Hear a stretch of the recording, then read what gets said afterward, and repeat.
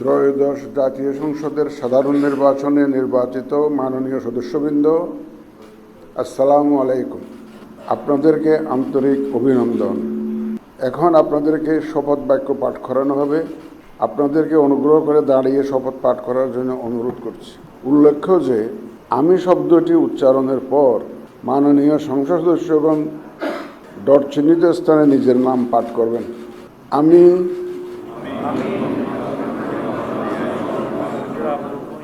সংসদ সদস্য নির্বাচিত হইয়া সশ্রদ্ধ চিত্তে শপথ বা দৃঢ়ভাবে ঘোষণা করিতেছি যে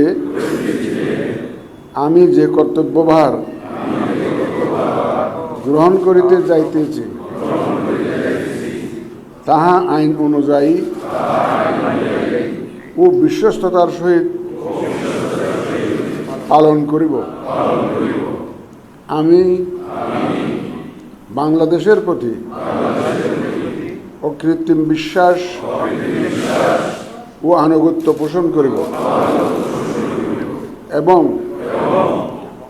সংসদ সদস্যরূপে আমার কর্তব্য পালনকে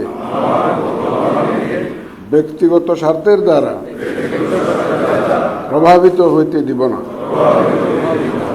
ধন্যবাদ আপনাদের সবাই।